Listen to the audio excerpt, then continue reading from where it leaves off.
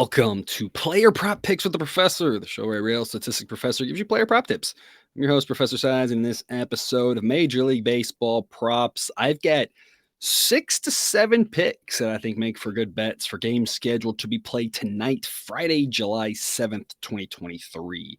Remember, if you were interested in full game projections and picks for every single MLB game, first five, run line, sides, totals, all that stuff, sign up on Dub Club. That link's in the show description. Costs under $1 per day, and you'll also get exclusive access to our Discord chats. Remember, sports are unpredictable, so the discussion on this show projects a typical game. It's not trying to forecast it to a T, as it'd be foolish and impossible goal. As always say, please understand good and bad variance will occur, so the long-run profitability has been proven. Winning every single day is an impossible reality for any gambler. Last time out, a couple days ago, one of the games was rained out. Otherwise, went 4-0 on these pitcher props. That makes the record 14-4 this season. I don't have a long history of tracking these, so unfortunately, I can't exactly say where I think this is going to go. I'm big about transparency here. This is a little bit different than the full game models, where I've got just years of data of tracking and the tweaks that I make, having a lot of good database behind it. This is more about, I remember there was a specific person I remember last year for baseball saying he watched the videos for the pitcher information, and he did pitcher props, and he said he was making so much money just listening to me say what my model said about a pitcher and then betting it. And that's kind of what I'm doing here, again, combining with what we're seeing at Outlier and their information. And so far, it's been a great combination. And I think there's reason for that to continue. As I mentioned before, the hitter props are going to be a little bit more volatile, because if one guy's on or off, one swing of the bat can really change things. Whereas pitchers, at least you have a lot more at bats and more pitches and things like that to kind of balance out. There's still more variability with a pitcher prop than a game bet. So my advice for people betting these player props, and what I'm doing personally, is I'm cutting my unit size in half on these player props, because there's just more variability, and I want more invested where I have a higher threshold of winning and where I have less possibility of just ups and downs. The ups and downs of betting exist, and minimizing those just makes for better mental health for everybody, right? So I'm doing half the unit amount that I do on other things for these. So just kind of something to think about. But with these pitcher props, my model has done a lot of work on pitchers, and so it has a pretty good feel for where pitchers are over or undervalued. And that's what we're taking advantage of with what we see over at Outlier, which again, we will continue to do today. But if you're not playing daily fantasy yet, you can use some of these props, even if you're in a state that does not have domestic legal sports betting. Thrive Fantasy, an official partner of Picks with the Professor. You can pick an entire lineup of players. If you want to do a contest, you can have a contest of 2 people, 3 people, 10 people, and take home the pot there. Or you can just choose between 2 and 5 player props you like and basically parlay them together. So if you want to play a little safer, 2 and 3 player parlays there. And if you make a couple of them and you just make 3 of them and you win 1, you make money. So you can have a little fun with that. You also, if you are a new user, can get one of their like freebie picks, where you just get to pick one of the better pitchers of the day, get over half a strikeouts. It's always fun to take advantage if you haven't yet over on Thrive Fantasy. Also, if you use the promo code SIDES or the sign up link in the show description, you will get a 100% instant first deposit match up to $250. So sign up today and take advantage of some free money to play with. And as I mentioned, we will be using Outlier.bet today. Again, they've been helping fuel this research, combining my model with what they've got. They integrate seamlessly with your favorite domestic sports book. You can click a button. It'll automatically take you to that page to make the bet. You can shop for the best prices on these props while also seeing the latest trends and analyzing relevant data. Sign up today at outlier.bet/professor for a free 7-day trial to check them out. And with that said, we will get going here. Starting off with Jameson Taillon.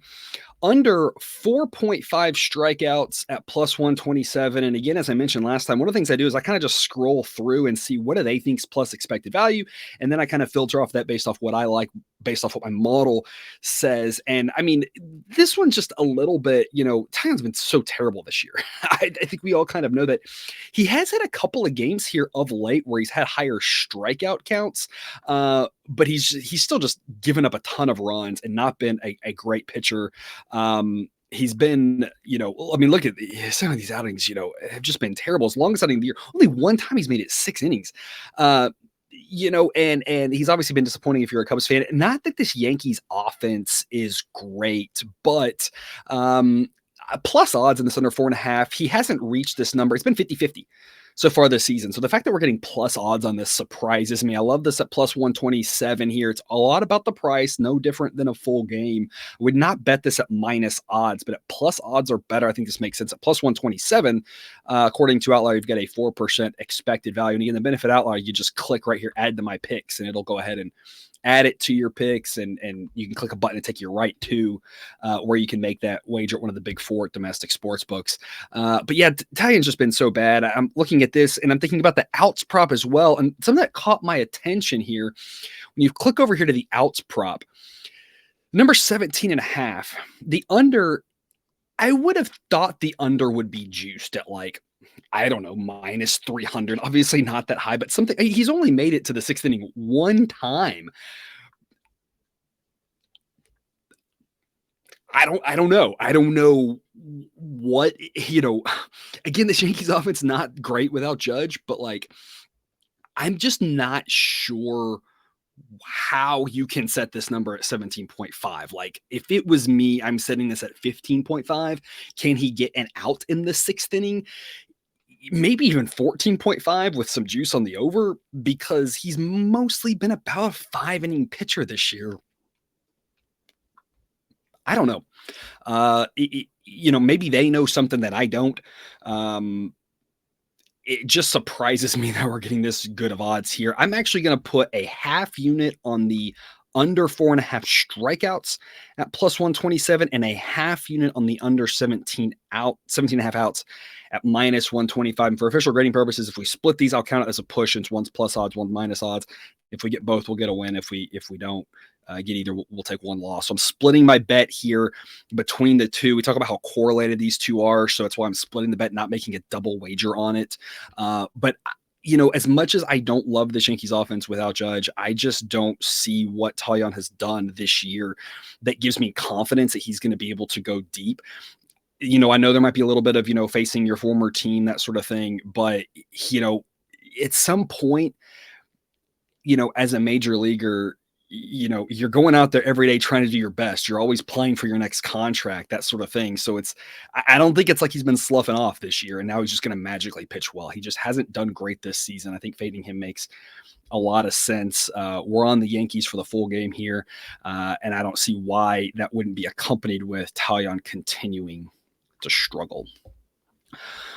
Going to also take another under here in Luis Medina, under 14.5 outs, plus 120, barely plus expected value, according to Outlier. I kind of think the same thing as I mentioned on the last one, though, with Taillon's at plus odds. Anything plus odds, I think, makes sense here. I wouldn't play this at minus odds. He has hit this number before. 3 times he's gotten through the 5th inning. You're basically just betting, can he make it, get an out in the 6th inning? Here's the thing, though, is that when you look at these situations, right, you've got at home, even at home against Tampa, you couldn't do because Tampa's a really good offense. You've got 3 of these games at home. You've got one of them at Seattle. 4, because the White Sox are home too. One of them at Seattle, which is maybe even a bigger pitcher-friendly ballpark than Oakland. He's got 5 of the 8 starts in really pitcher-friendly conditions. Toronto, once they've adjusted the fences back, has been pretty neutral. Miami's been pretty neutral. Didn't get it in that one. The only quasi-impressive time he got 5 full innings was against Anaheim. In a game that they lost 11-3, I don't know how many runs he gave up in that game. I mean, probably a decent amount. That's the only time he's made it here that you haven't had a really pitcher-friendly situation, or the one that was neutral. So, maybe another way to say this: of the 6 times he's gotten here, the 6, of the 8 times he's pitched 8 times, 6 times he's made it here. 5 of those, you should be 4 of those 6. Were very pitcher-friendly situations, and a 5th was pretty neutral. Why is that important? Playing in Boston, one of the more hitter-friendly ballparks in the country. Not just hitter-friendly, this Red Sox offense is above average this year. The wind is blowing out tonight in Fenway. The model projects something like 12 runs. We see in Fenway runs come in bunches. Is there a chance that all the things happen just the wrong, perfect way? The wind blows a ball out to center field, and it lands at the 410 mark. We saw the Rangers do that with a ball last night. Absolutely. But with the fact that runs come in bunches here, and I don't think Medina's a very good pitcher. Model doesn't think he's a very good pitcher. He's one of their weaker arms. The Red Sox offense, that park, it just sets up for him to have a rough outing, and he's just not in these same sort of favorable conditions. I really think he's going to have a tough time today. If he goes 5 innings, I have to assume one of two things has happened. Either A, the stars have aligned, the wind isn't helping, the park isn't helping, and he's just having a great start. That's absolutely possible. The other possibility is they're just getting destroyed and they're going to leave him out there and let him try to eat up some innings. That's possible too. The fact that he's a younger guy makes me think that's less likely to happen than if he was a veteran. That's much more likely to happen with a veteran pitcher. It's more likely to happen with a guy like Caprellian. If he was out there, a younger guy, you don't want to have him throw innings that don't matter. You have an increased injury risk. You don't want to affect his confidence being a younger guy. So there's a much greater chance that he gets pulled if he's struggling, rather than just saying, hey, go out there and get us some innings type thing. Not impossible.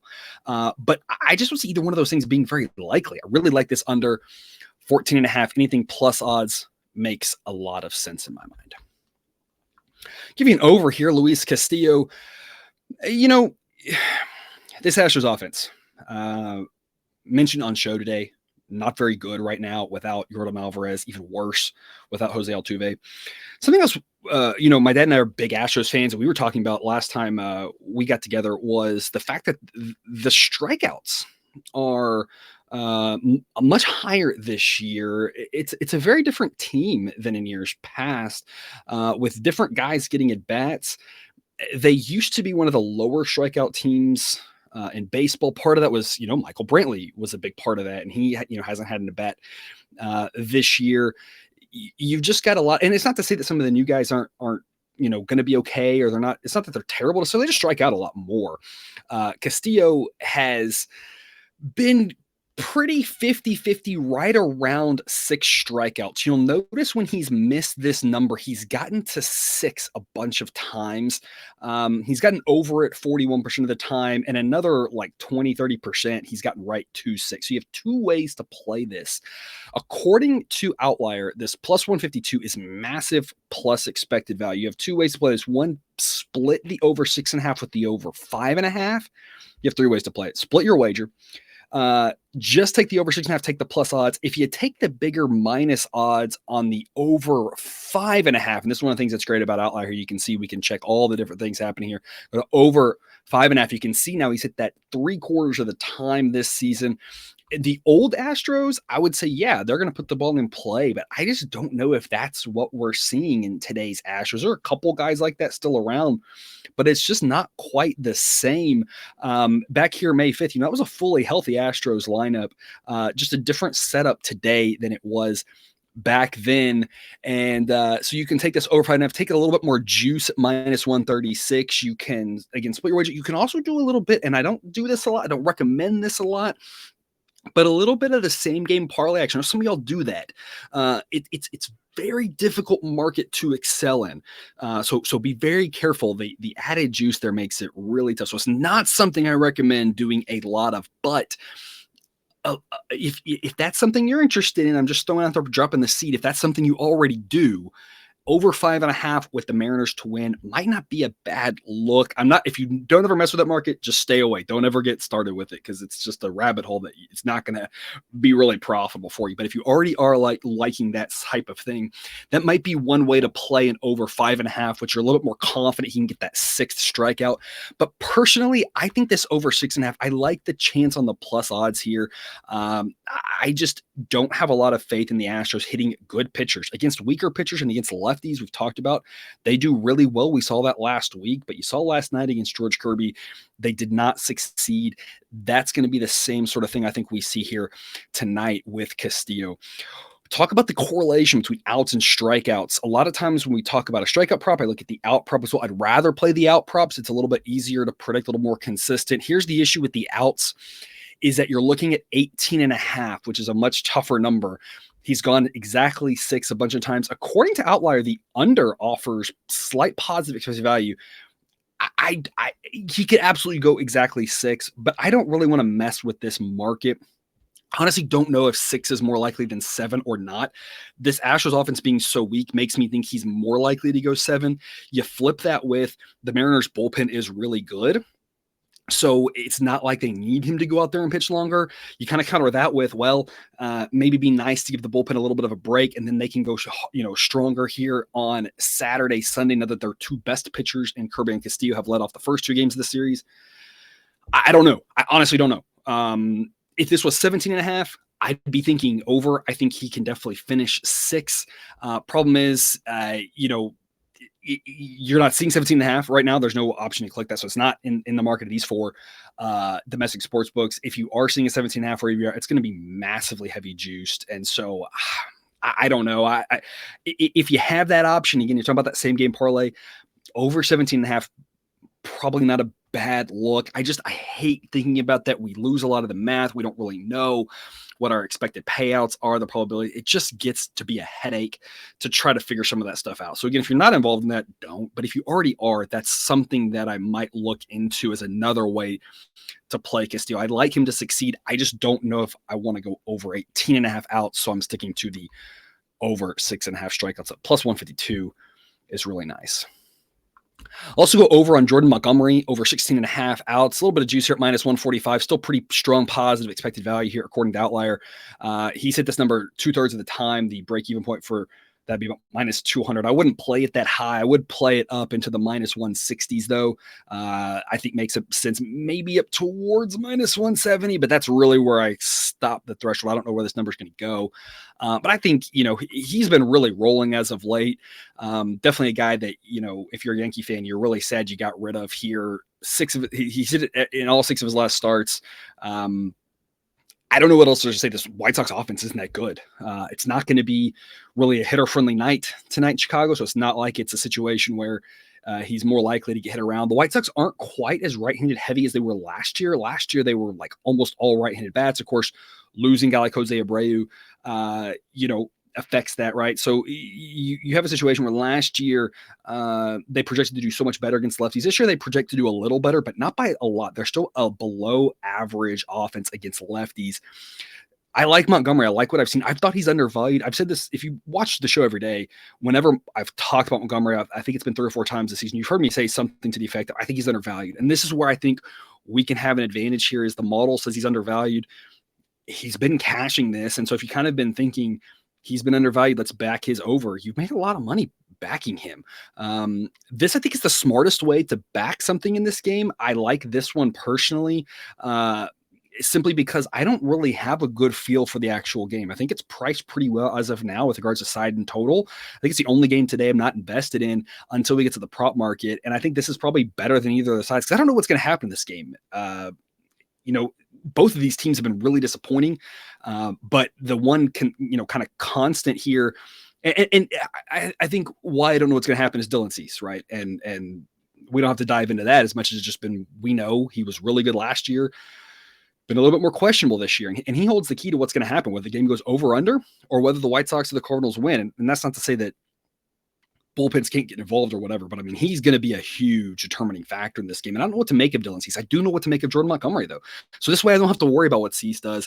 I think he's been undervalued. I think this number should be higher. Backing him's been really good. Model likes it. Outlier likes it. Over for Jordan Montgomery, 16.5 outs.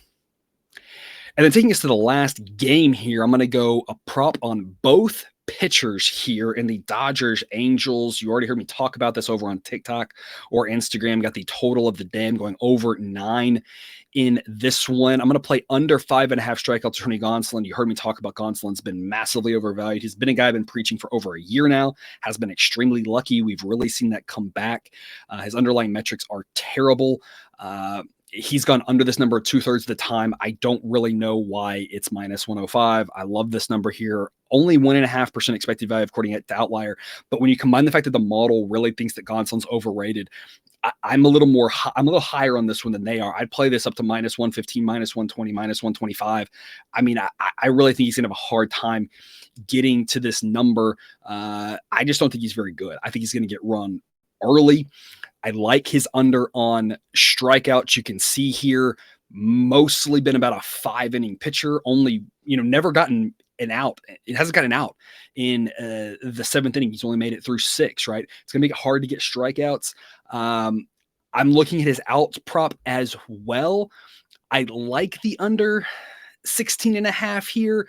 Not an official pick for me, just because I'm not quite as sold on this Angels offense being able to do a ton of damage.